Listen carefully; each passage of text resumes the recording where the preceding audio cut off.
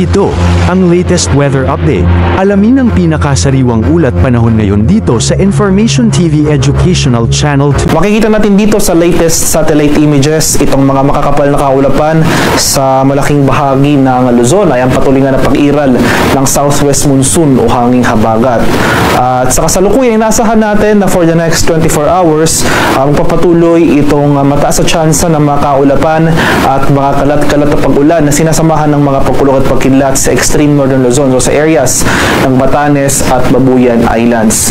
Dito naman sa Metro Manila at sa malaking bahagi pa ng ating bansa, inaasahan natin na mas unti-unti na mababawasan yung mga pag-ulan as compared sa mga pag-ulan na ating naranasan sa mga nakarang araw.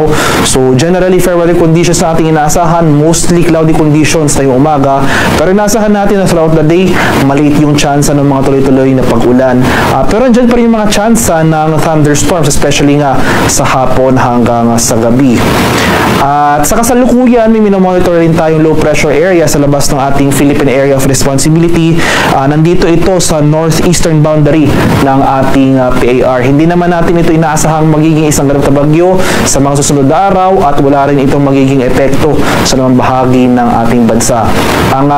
At sa kasalukuyan, may minomonitor rin tayo isa pang cloud cluster dito sa silangang bahagi ng Luzon sa loob naman ng ating PAR. So wala rin itong epekto sa ating bansa, ngunit patuloy natin itong minomonitor dahil posible nga itong maging low pressure area sa mga susunod na araw.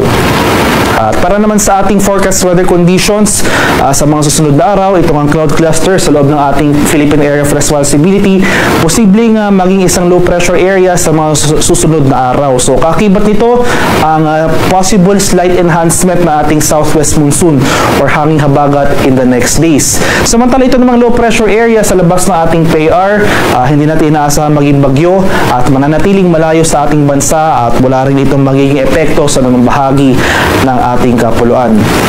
So starting tomorrow, araw na linggo, September 8, malaking bahagi ng ating bansa magpapatuloy or makakaranas tayo ng fair weather conditions, improving conditions dito sa areas ng Batanes at Babuyan Islands. Gayun pa man, posible pa rin yung mga tsansa ng mga thunderstorm activity natin, especially sa late afternoon to evening. At pagsapit naman, so September 9 to September 11 from Monday to Wednesday, inaasahan naman natin ang scattered rains and thunderstorms. So mataas sa tsansa ng mga kaulapan at mga kalat-kalat na pag-ulan, pagkulog at pagkidlat ang ating inaasahan. So from inulit po, September 9 to September 11, ang mataas sa tsansa ng pag-ulan na ating inaasahan sa kanlurang bahagi ng Luzon. So sa areas ng Ilocos Region, sa mga lalawigan rin ng Zambales at sa Bataan. Kaya sa mga nabanggit na lugar, naging handa pa rin tayo at alarmo sa mga banta ng pagbaha at pagbuho ng lupa kung tuloy-tuloy ang pag-ulan na ating mararanasan dahil sa mga nakarang araw nga, nakaranas tayo ng mga matitinding pag-ulan na dala ng habagat sa mga nabanggit na lugar. Dito naman sa Metro Manila at sa malaking bahagi pa ng Luzon ay magpapatuloy itong generally fair weather conditions, sasamahan lamang yan ng mga isolated rain showers or localized thunderstorms.